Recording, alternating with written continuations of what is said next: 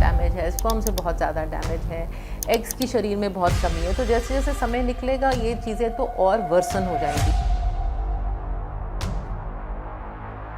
लेकिन अगर हमें कुछ ऐसे फैक्टर्स नज़र आ ही रहे हैं जहाँ पे जो है आईवीएफ की ज़रूरत पड़ेगी ही पड़ेगी। आईवीएफ जो हम करते हैं, एक बेबी जो क्रिएट करना है, एक इमारत क्रिएट करने की तरह है। इन चीज़ों को हम लोग नहीं सही करेंगे तो स्पर्म्स की क्वालिटी और वर्स होगी। आईवीएफ जादू नहीं है। स्पर्म्स भी ठीक है, एग्स भी ठीक नज़र आ रहे हैं, ट्यूब्स भी ठीक है, यूट्रस भी ठीक है। तो कम से कम 30% कपल्स ऐसे होते हैं कि जिनके अंदर फिर भी प्रेगनेंसी नहीं हो पाती। मिसकैरेज का रिस्क ज़्यादा होता है। कई बार हमें डोनर एग्स की सहायता लेनी पड़ती है। अबॉर्शन का रिस्क जो हो गया, बच्चों में mental psychological problems, mental retardation, इस तरह की चीज़ें ज़्यादा होती है।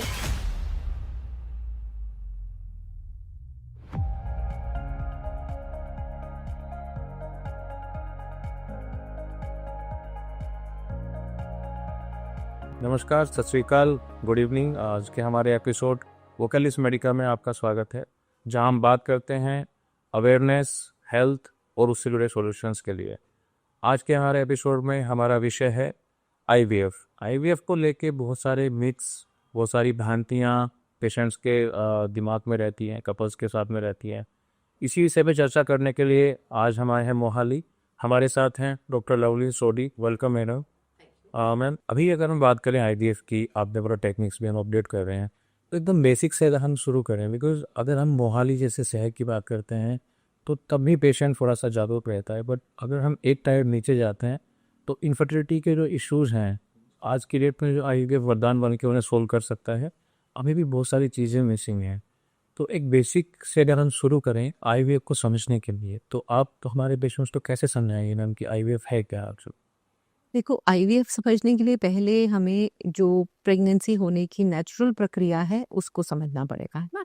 ये मेरे पास एक मॉडल है, मैं इसके रास्ते आपको और हमारे दर्शकों को समझाना चाहूँगी कि बेसिक ये स्ट्रक्चर रहता है। इस तरह से यूट्रस है, दोनों तरफ फैलोपियन ट्यूब्स होती है और ओवरीज यानी कि अंडेदानी निधि है। तो हर महीने एक एग बनता है, या राइट साइड की ओवरीज में से बनेगा या लेफ्ट साइड की ओवरी में से बनेगा। इस एग को ट्यूब ने उठा के यूट्रस की तरफ लेके जाना है। तो जब ये एग यहाँ से निकलता है तो ट्यूब के आगे इस तरह की फिगर लाइक प्रोसेसेस होती हैं, उंगलियों की तरह। उन्होंने एग को उठाना है, यूट्रस की तरफ ले आना है, और स्पर्म्स जो हैं वो डिपॉजिट होते हैं यहाँ पे वेजिना में, और यहाँ से स्पर्म्स स्विम करके धीरे धीरे अपना दोनों तरफ ट्यूब्स में चले जाते हैं, जहाँ पे उनको एग मिल जाता है। वहाँ पे फर्टिलाइजेशन होती है, एम्ब्रियो बन जाता है, और वो एम्ब्रियो धीरे धीरे शिफ्ट होके यहाँ पे यूट्रस में आता है और यहाँ पे अटैच करता है, तो यहाँ पे प्रेगनेंसी हो जाती है। फर्टिलाइजेशन का पहला स्टेप फैलोपियन ट्यूब होता है सबसे पहला स्टेप। तो अब किसी लेडी को अगर प्रेगनेंसी नहीं हो रही है तो हो सकता है एग बनने में प्रॉब्लम हो सकता है ट्यूब में प्रॉब्लम हो सकता है स्पर्म्स में प्रॉब्लम हो, स्पर्म्स आगे पहुंच ना पाते हो, एग को फर्टिलाइज ना कर पाते हो, या फिर यूट्रस के अंदर प्रॉब्लम है, वो एम्ब्रियो को अटैचमेंट नहीं करने दे सकता। ठीक है। तो आईवीएफ जो है इस नेचुरल प्रोसेस को एक तरह से काफी हद तक बाईपास करता है, लेकिन फिर भी कंसेप्शन तो कुछ हद तक नेचुरल ही होता है। तो आईवीएफ में हम क्या करते हैं कि हम इंजेक्शंस देते हैं, पेशेंट को दवाइयां देते हैं जिससे मल्टीपल एग्स बने। हर महीने तो एक ही एग बनता है, और एक ही एग से अगर हम लोग आईवीएफ करना चाहेंगे तो रिजल्ट बहुत ही कम रह जाएंगे। तो कोशिश होती है 10-12 एग, मैक्सिमम 15 एग किसी लेडी के तैयार हो, फिर उसको बेहोश किया जाता है। तो जैसे ट्रांसवेजाइनल अल्ट्रासाउंड होता है, तो यहाँ से नीडल डाल के बेहोश करके तो हम एग्स को बाहर निकाल लेते हैं, क्योंकि बेहोशी में क्या करते हैं प्रोसीजर, तो इसमें पेन का कोई सवाल नहीं है। फिर हम लेबोरेटरी में वो स्पर्म्स को और एग्स को एक साथ एक छोटी सी प्लेट या डिश होती है उसके अंदर रखते हैं। वहाँ पे स्पर्म्स और एग्स की फर्टिलाइजेशन प्रोसेस हो जाता है, एम्ब्रियोज बन जाते हैं। फिर हम उन एम्ब्रियोज को यूट्रस के अंदर ट्रांसफर कर देते हैं।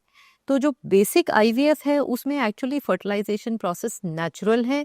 उस पे हमने एग्स और स्पर्म्स को एक साथ रख दिया, उन्होंने एक दूसरे को जो है फ्यूज करके एम्ब्रियोज बन गए, और हमारा काम है फिर वो एम्ब्रियोज को उठा के यहाँ पे डाल देना। जो इससे फर्दर प्रोसीजर है इक्सी, उसमें उसको कहते हैं इंट्रासाइटोप्लाज्मिक स्पर्म इंजेक्शन।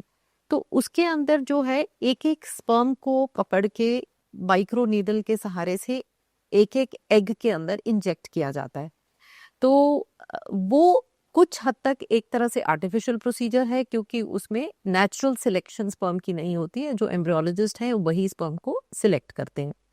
उसके बाद भी एम्ब्रियो जब बन जाता है फिर उसको यूट्रस में ट्रांसफर कर दिया जाता है, और अटैचमेंट जो है वंस अगेन वो नेचुरल प्रोसेस ही है। सो बेसिक प्रोसेस मतलब हमें ये समझ में आया कि जो नेचुरली प्रोसेस होता है और जो किसी भी फिजियोलॉजिकल प्रॉब्लम की वजह से नहीं हो पा रहा है, उसको डॉक्टर के ऑब्जर्वेशन में अब यार असिस्ट लेना पे। जी।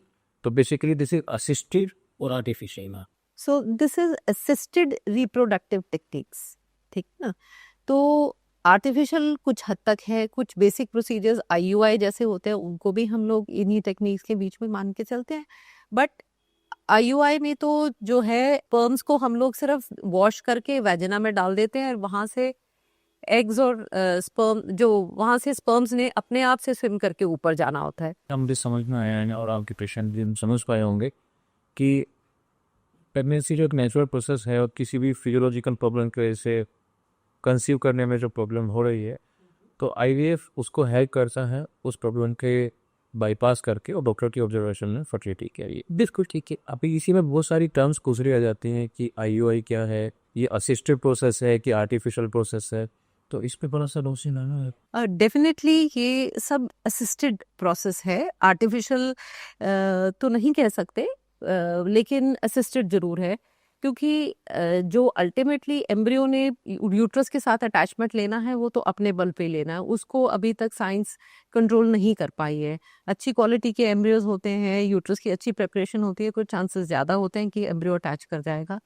लेकिन अगर जैसे कि ट्यूब्स में कहीं पे प्रॉब्लम है, अब ट्यूब्स ब्लॉक्ड है तो स्पर्म्स एग्स तक पहुंच ही नहीं सकते, तो हम उनको लेबोरेटरी में बाहर एक मौका देते हैं कि स्पर्म्स और एग्स एक दूसरे के साथ यूनाइट हो जाएं।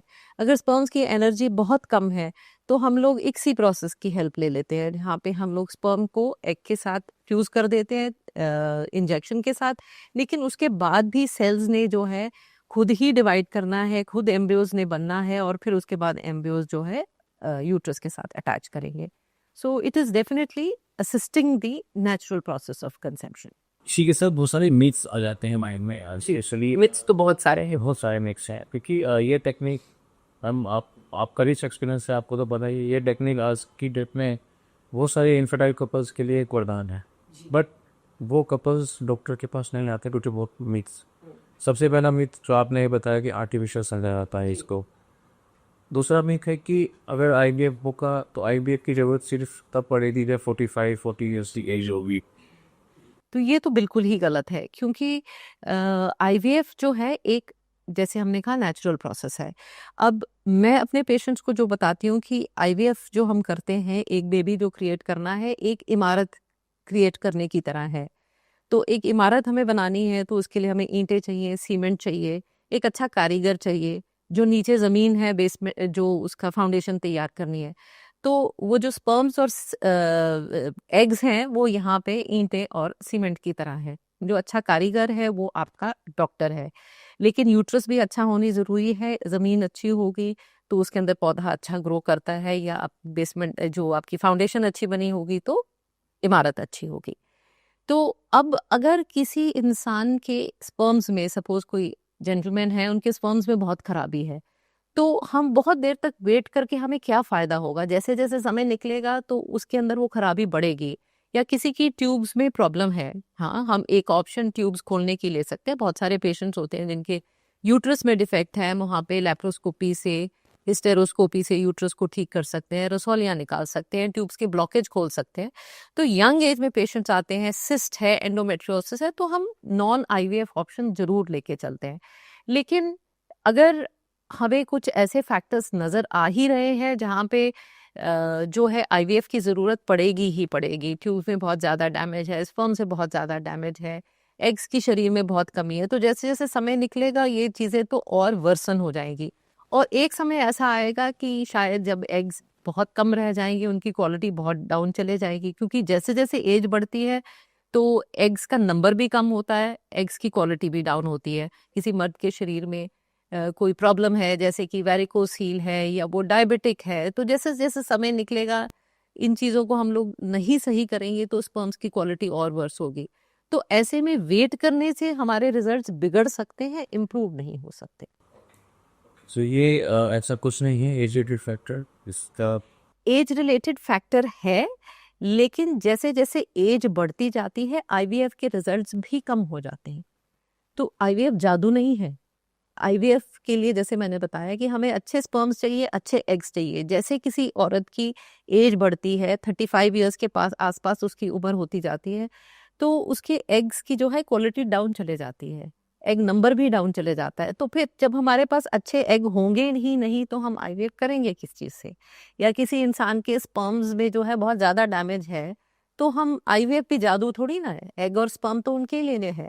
और एक उम्र के बाद जब बहुत ज़्यादा एज हो जाती है, लेडी की एग्स बहुत कम हो जाते हैं, तो फिर कई बारी हमें डोनर एग्स की सहायता लेनी पड़ती है। किसी कम उम्र की औरत के एग्स लेके, अगर हस्बैंड के स्पर्म्स ठीक है तो हम उनको उस फर्टिलाइज हस्बैंड के स्पर्म से करके एम्ब्रियोज बना के उसके यूट्रस में डाल सकते हैं। दूसरी तरफ अगर किसी मर्द के जो है स्पर्म्स बहुत कम है या डैमेज्ड है या है ही नहीं, तो ऐसे ही हम डोनर स्पर्म्स लेके भी प्रोसीजर को कर सकते हैं। पर जितनी यंग एज में किया जाता है तो उतने रिजल्ट्स बेटर है, तो सक्सेस का चांस बेटर है।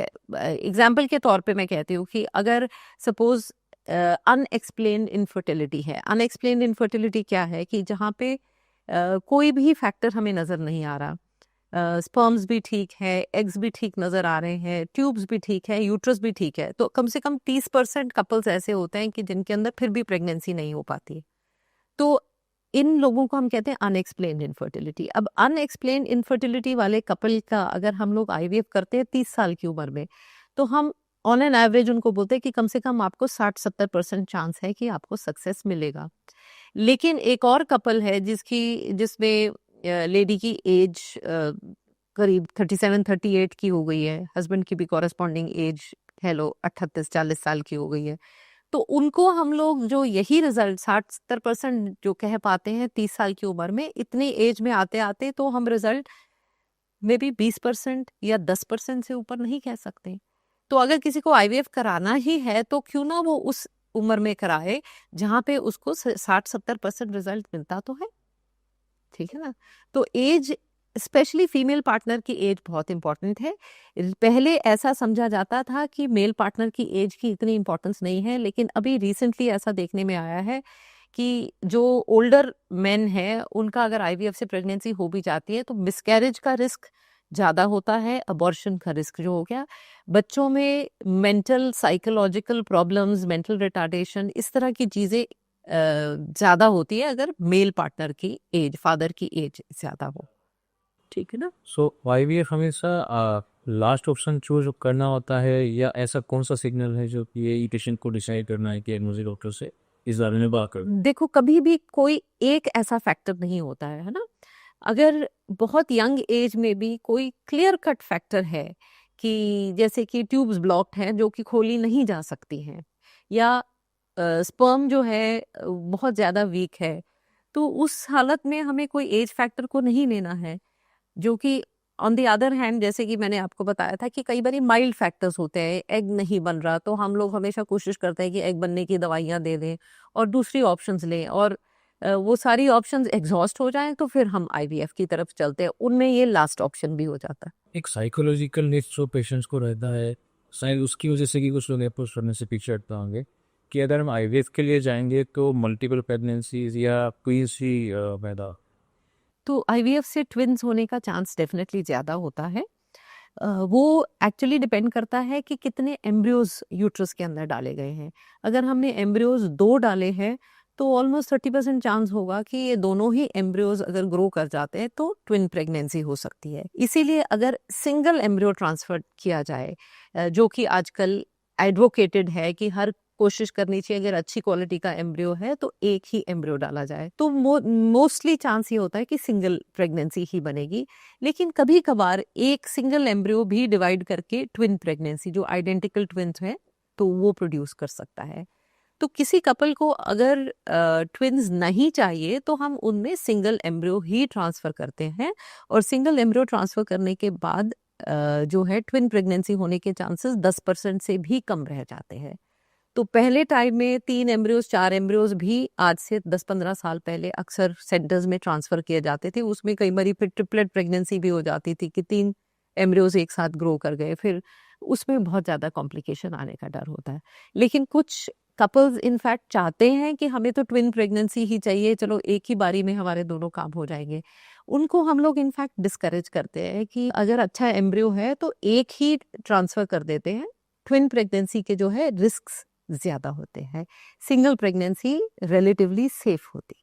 मेरे कुछ एक्सपीरियंस ऐसे रहे हैं पेशेंट से बात करने के, या जो कॉमन लोग हैं, स्पेशली वो लोग जो हेल्थ केयर बैकग्राउंड से नहीं है, टायर 2 सिटीज़ ने मोस्ट प्रोबेबली देखा गया है, तो पेशेंट्स का कुछ माइंडसेट ऐसा है कि जो बेबी आईवीएफ से होगा, वो आर्टिफिशियल बेबी होगा, वो वीक होगा, वो उतना स्ट्रॉन्ग रही। ये मिथ तो डेफिनेटली है, और बहुत सारे लोगों को शायद ये भी ख्याल होता है कि पता नहीं हमारा स्पर्म होगा, हमारा एग होगा कि नहीं, और होगा भी तो बच्चा पता नहीं कितना कमज़ोर होगा। लोगों को ये भी एप्रीहेंशन होती है कि उस जो आईवीएफ की प्रेगनेंसी में हमें पता नहीं कितना बेड रेस्ट करना पड़ेगा। तो अभी तो हमारे घर में कोई है नहीं हेल्प करने आने के लिए, अभी हम आईवीएफ करा नहीं सकते। तो ये डेफिनेटली सब गलत धारणाएं हैं। तो एक तो ये है कि अगर आपके बाय चांस एग या स्पर्म में वीकनेस है, इतनी ज़्यादा है कि हम इसको आईवीएफ से कवर नहीं कर सकते, दवाइयों से कवर नहीं कर सकते, तो फिर हम अगर डोनर एग्स या डोनर स्पर्म्स लेना है तो हम हमेशा पेशेंट को बता के करते हैं। तो कई लोग इस चीज़ को अपने रिलेटिव्स में, फ्रेंड्स में शेयर भी नहीं करना चाहते कि लोग सोचेंगे कि पता नहीं इनका अपना बच्चा है कि नहीं, कि ये डोनर एग स्पर्म्स का है। तो ऐसा बिल्कुल भी नहीं है, कभी भी कोई भी डीएनए अपना टेस्ट करा सकता है। और अब जैसे-जैसे नॉलेज बढ़ रही है, ज़्यादा ये प्रॉब्लम्स की अवेयरनेस बढ़ रही है, इतने लोग आईवीएफ कराते हैं, तो ये जो है धारणा कुछ हद तक कम भी होती जा रही है। ठीक है? और जहाँ तक बेड रेस्ट का सवाल है, बेड रेस्ट तो अभी हम लोग आईवीएफ प्रेगनेंसी में कहते ही नहीं। आईवीएफ के बाद जब हम लोग एम्ब्रियो ट्रांसफ़र करके भेजते हैं पेशेंट को, हम बोलते हैं घर जाओ, चल बैठ के, कोई कार में लेट के जाने की ज़रूरत नहीं है, आपके पास स्कूटर या बाइक है तो आप उस पे भी बैठ के चले जाओ। इनफैक्ट रिसर्च हैज़ शोन कि बेड रेस्ट से रिज़ल्ट कम होता है, बेड रेस्ट से रिज़ल्ट ज़्यादा नहीं होता। हाँ, तो जो नेचुरल एनवायरनमेंट है वो अच्छा है। तो ज़्यादा हम कहते हैं कि अगर आपका काम पे बहुत ज़्यादा स्ट्रेस है, बहुत ज़्यादा आपको भागम-भाग है, तो 2-4 दिन, 5 दिन की छुट्टी ले लो। 5 दिन के अंदर अगर एम्ब्रियो को अटैच होना है तो हो जाएगा। उसके बाद आप जितना मर्ज़ी रेस्ट कर लो, वो नहीं होगा।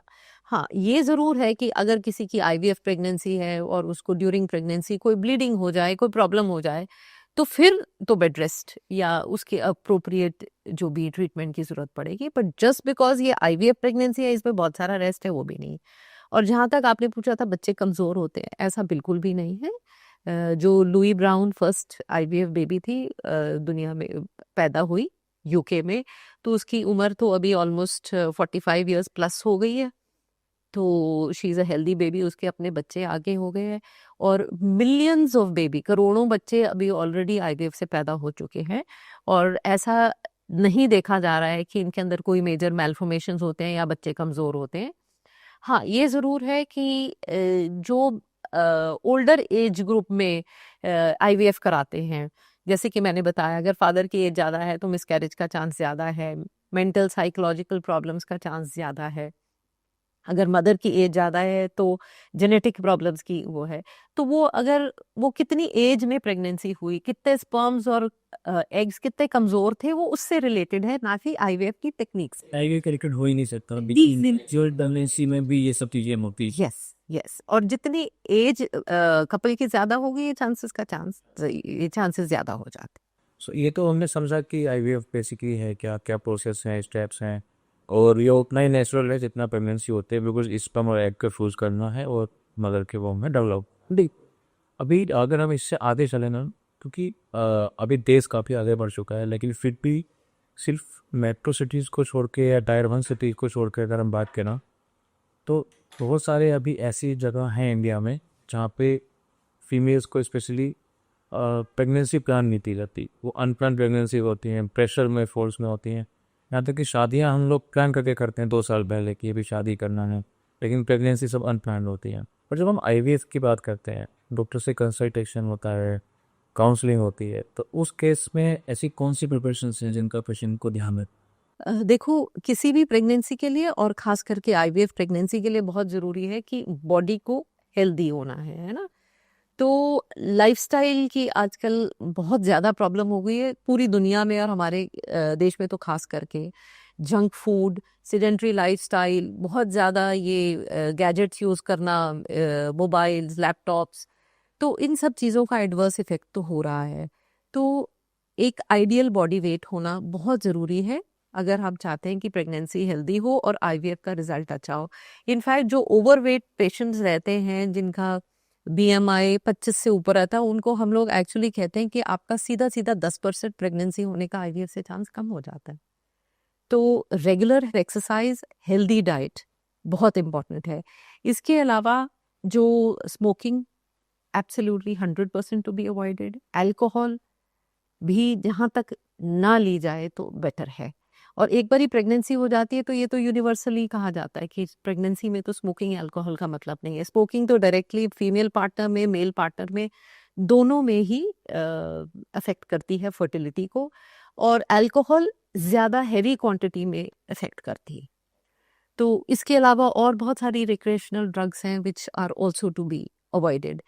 And mental stress is also a major problem maker, क्योंकि अल्टीमेटली जो मास्टर कंट्रोलर तो ब्रेन है, तो स्ट्रेस रहता है तो ब्रेन में से भी बहुत सारे एबनॉर्मल हार्मोन, जो हम आम पब्लिक स्टीरॉयड से बहुत डरती है। स्टीरॉयड, जब बॉडी में स्ट्रेस होता है, मेंटल है, फिजिकल है, तो स्टीरॉयड्स ऑटोमेटिकली प्रोड्यूस होते हैं, तो they play havoc with the entire system. तो हेल्दी लाइफस्टाइल, जो है ब्लड प्रेशर, शुगर नॉर्मल होना ज़रूरी है।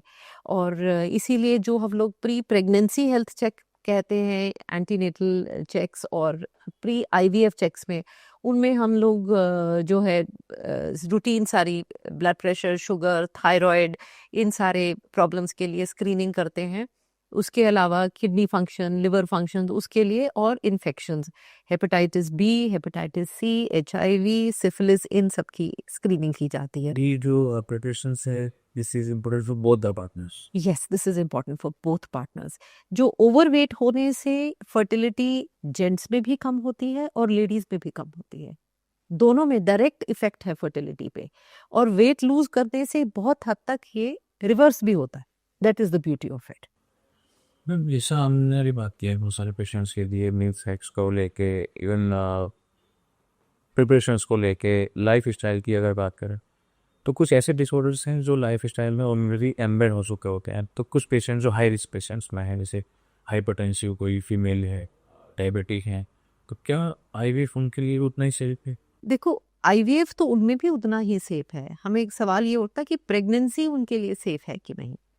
अगर प्रेगनेंसी उनके लिए सेफ है तो वो चाहे नेचुरल प्रेगनेंसी है चाहे आईवीएफ प्रेगनेंसी, बात तो वही रहती है, ठीक है। तो पर इन लोगों में बीपी, शुगर, सब, थायराइड वगैरह प्रेगनेंसी होने से पहले ही कंट्रोल होना चाहिए। और कोई डायबिटिक है इंसान तो उनको फिर हम लोग इंसुलिन पे रखते हैं प्रेगनेंसी में। जो रूटीन ओरल हाइपोग्लाइसेमिक दवाइयाँ होती हैं डायबिटिक्स के लिए, जो गोलियां होती हैं, वो अक्सर प्रेगनेंसी में नहीं दी जा सकती, उनको इंसुलिन देना पड़ता है। इसी तरह से ब्लड प्रेशर की कुछ कुछ दवाइयाँ ऐसी हैं जो कि प्रेगनेंसी में नहीं दी जा सकती, तो उनको हम लोग प्रेगनेंसी होने से पहले ही दवाइयाँ ऐसी पे डाल देते हैं कि उनको प्रेगनेंसी में प्रॉब्लम ना आए। क्योंकि अर्ली प्रेगनेंसी में अगर हाई ब्लड शुगर रहेगी तो मिसकैरेज होने का चांस ज़्यादा हो जाता है। बच्चे के अंदर कुछ ऐसी एबनॉर्मलिटीज होती है, खास करके ब्रेन और स्पाइनल कॉर्ड की, जिनका चांस बढ़ जाता है अगर उनकी शुगर अनकंट्रोल्ड है पहले 3 महीने में, जब ऑर्गन्स बेबी के डेवलप हो रहे हैं। हाई ब्लड प्रेशर से बच्चे की ग्रोथ पे इफेक्ट आता है। बच्चे की जो है फीटल ग्रोथ रिटार्डेशन होने के चांसेस ज़्यादा हो जाते हैं। जो है अनकंट्रोल्ड शुगर से कई बार 6, 7, 8 मंथ में या तो प्रीमेच्योर लेबर पेन्स हो सकती हैं, या फिर बेबी इंट्रायूट्राइन फीटल डेथ जो हम बोलते हैं कि अंदर ही अंदर बच्चे की डेथ हो सकती है। तो ये सारी चीज़ें हमें कंट्रोल करके चलना है, चाहे वो नेचुरल प्रेगनेंसी है और चाहे वो आईवीएफ की प्रेगनेंसी। मैरिज पेशेंट भी इस दूसरे बिले अप्रोच कर सकते। पर उन्हें अलर्ट रहना है, अपने डॉक्टर के साथ हमेशा इन टच रहना है, वो बहुत ज़रूरी है। अब एक फैक्टर आता है पोस्ट का, लोग समझते हैं कि आईवीएफ जो है वो सिर्फ अमीरों का ट्रीटमेंट है। तो किस तरह से कपल इसको अफोर्ड कर सकते हैं और क्या क्या एडवांसमेंट ऑप्शंस आजकल अवेलेबल हैं? देखो, प्रोसीजर है तो महंगा, इसमें कोई डाउट नहीं है। लेकिन अगर हम देखें कि जब हम 2007 में हमने स्टार्ट किया था, तो तब से अगर हम देखें कि जो मनी की वैल्यू है वो कितनी रह गई है, 1/10 भी नहीं रह गई है। इन्फ्लेशन इतना हाई है, उस हिसाब से हम कंपेयर करें तो आईवीएफ का कॉस्ट तो डबल ही हुआ है। 18 सालों में जब से हम कर रहे हैं, आईवीएफ का कॉस्ट डबल हुआ है, वेरियस इन्फ्लेशन के हिसाब से तो 10 गुना होना चाहिए था। तो फिर भी बहुत सारे लोग जो है अफोर्ड कर पाते हैं। और थोड़ा सा हम ट्रीटमेंट्स को टेलर मेक भी कर देते हैं कि अगर कोई कम अफोर्डिंग है उसको कुछ हद तक हम लोग खुद भी हेल्प करते हैं। कुछ ट्रीटमेंट्स को हम लोग मॉडिफाई भी कर लेते हैं, कि है ना। इंश्योरेंस कंपनीज अनफॉर्चुनेटली इसको कवर नहीं करती हैं, बट कुछ कुछ कंपनीज हैं जो लोन दे देती हैं आईवीएफ के लिए, तो वो एक ऑप्शन है। प्लस गवर्नमेंट इंस्टीट्यूट्स है तो, पर बहुत ही कम है जहाँ पे आईवीएफ हो रहा है। तो ठीक है, पेशेंट को बजाय कि बहुत सारा पैसा इधर उधर छोटे छोटे छोटे छोटे ट्रीटमेंट में लगाने के, बेटर है कि वो अपना जो भी उनका पूंजी है उसको इकट्ठा करें और एक ही बारी अच्छे से इन्वेस्ट करें, जहाँ पे रिजल्ट भी तो बहुत अच्छा है। We plan. It should be planned and there is no point wasting money unqualified या जो कम एक्सपीरियंस वाले डॉक्टर्स हैं, छोटे मोटे ट्रीटमेंट्स कराने में भी बहुत पैसा लग जाता है। उससे अच्छा है कि पैसा एक ही बारी लगाया जाए, अच्छे इंस्टीट्यूट में अच्छे ट्रीटमेंट पे लगाया जाए। आपका जो एक्सपीरियंस रहा है पिछले 18 साल का आईवीएफ के लिए, तो पेशेंट की साइकोलॉजी कैसे चेंज हुई है इसके थ्रू? कुछ तो हम लोग पहले बात कर ही रहे थे कि पहले लोगों को बहुत वहम रहता था कि ये पता नहीं हमारे एग्स है, स्पर्म्स है कि नहीं, है ना। वो अवेयरनेस काफ़ी हद तक ठीक हो गई है। प्लस हमारे पास जैसे पेशेंट्स आते हैं, ज़्यादातर वो आते हैं जिनके रिलेटिव्स ने, फ्रेंड्स ने, रिश्तेदारी में कहीं ना कहीं पहले कराया हुआ है। तो हमारे लिए ये बहुत अच्छा है क्योंकि वो ऑलरेडी काउंसल्ड आते हैं, उनको पता होता है कि नहीं जी ये तो सेफ है, सो एंड सो का बहुत अच्छा ट्रीटमेंट हुआ, सेक हुआ है। आई एम श्योर बाकी जगह पे भी होता है, क्योंकि इतने लोग अब तक आईवीएफ करा चुके हैं कि ये सेफ्टी वाले इश्यूज शायद लोगों के मन में से निकल गए। और कई बार तो हमारे पेशेंट्स को ये भी कहना पड़ता है कि अभी आपको आईवीएफ की ज़रूरत नहीं है, आपको टाइम इतना ज़्यादा नहीं हुआ है। तो थिंग्स आर इवॉल्विंग। बहुत सारे लोगों की जो है एक दूसरे से पूछ के, सोशल मीडिया के थ्रू ये दिमाग में से जो गलत धारणाएं हैं वो निकल भी गई हैं। Acceptability has improved. Accessibility improve हो रही है, नो डाउट। अगर इसको हम एक ब्रॉड टर्म में देखें, एक बड़े लेवल पे देखें ना, so India as a country in medical therapy advancement हुई है, आईवीएफ में पर्टिकुलर काफ़ी एडवांसमेंट किए हैं। एब्सोल्युटली। तो क्या हम तैयार हैं कि अब इंडिया से बाहर के लोग भी हमें अप्रोच कर सकते हैं इसके लिए? आते हैं बहुत सारे, क्योंकि कुछ कंट्रीज़ में तो वेटिंग पीरियड बहुत ज़्यादा है और बहुत सारे कंट्रीज़ में महंगा भी बहुत है आईवीएफ। इंडिया में तो मेरे ख्याल से अगर हम वेस्टर्न वर्ल्ड से कंपेयर करें, अमेरिका से कंपेयर करें, तो हमारा शायद 1/10 कॉस्ट पे हो रहा है। और मेडिकल टूरिज्म जो है, तो बहुत सारे लोग आते हैं क्योंकि हमारे यहाँ रिजल्ट्स भी बहुत अच्छे हैं। So the whole world knows कि इंडिया में रिजल्ट अच्छा है और बाहर के लोग बहुत से यहाँ पे आईवीएफ के लिए आते भी हैं। इसी के साथ आप पेशेंट्स को क्या ऐसा टेक होम मैसेज देना चाहेंगे जो उनके लिए, बिकॉज अभी जब लोग देखेंगे सब कुछ तो बहुत सारे पर्पस हैं, इन पे डाउट दूर होंगे, कुछ कोई स्टेप लेना चाहेंगे, तो उसको स्टेप लेने से पहले कोई टेक होम मैसेज जो उनमें सेफ्टी को लेके, रिजल्ट को लेके एक कॉन्फिडेंस। तो IVF is a good treatment, पहले तो, है ना। हम I think we are very fortunate कि हम ऐसे ज़माने में पैदा हुए हैं जहाँ पे बहुत सारे चाइल्डलेस कपल्स के लिए एक होप है। And it is a definitely a good option, it is a very safe option also. And important thing is कि it should be a collective decision, couple का डिसीजन होना चाहिए, फैमिली सपोर्टिव होनी चाहिए। बहुत सारे कपल्स तो अपनी फैमिलीज़ के साथ ये बात शेयर भी नहीं कर पाते हैं क्योंकि इतना स्ट्रेस लेवल बिल्डअप हो जाता है ना। तो I would also request the families that be supportive. सबका कंसर्न होता है, पर जब बार बार पूछा जाता है कि क्यों नहीं हो रहा, आप क्या ट्रीटमेंट करा रहे हैं। और हमारे कंट्री में तो एक ये भी प्रॉब्लम है कि अगर जो मेल पार्टनर में प्रॉब्लम है तो वो तो घर में किसी उसका ब्लेम भी फीमेल पे जाएगा, है ना। तो जो लड़के की फैमिली है उसको भी ये बात को समझना चाहिए कि ये कुछ चीज़ कुदरत की दी हुई है, you have to try your best. 100% result कहीं बना नहीं है, बट फिर भी हम लोग बहुत आगे निकल चुके हैं। Results are very good. Have faith in your doctor and do your treatments in time. इतना पुश मत करो उस स्टेज पे आके कि जहाँ पे रिजल्ट्स पुअर हो जाए। तो बहुत जल्दी एक्ट करने की भी ज़रूरत नहीं है, बट फिर भी टाइमली ट्रीटमेंट करना बहुत ज़रूरी। मैम आई बिलीव कि आज के हमारे कन्वर्सेशन से बहुत सारे लोगों को कुछ नॉलेज मिलेगी, कॉन्फिडेंस आएगा सेफ्टी को लेके, कितना आगे हम मेडिकल थेरेपीज़ में स्पेशली IVF में बढ़ चुके हैं, और जो कपल्स स्ट्रगल कर रहे हैं अभी इन्फिडिटी की वजह से उनके लिए एक होप रहेगा। So doctor Lovleen, thank you very much for today's conversation. You will see you in next episode of Vocalist Medica, man. Thank you very much. Thank you, friends. So keep watching our channel. Again, we will come with more awareness, more part of medical care. Thank you very much. Like, share, subscribe our channel. Thank you.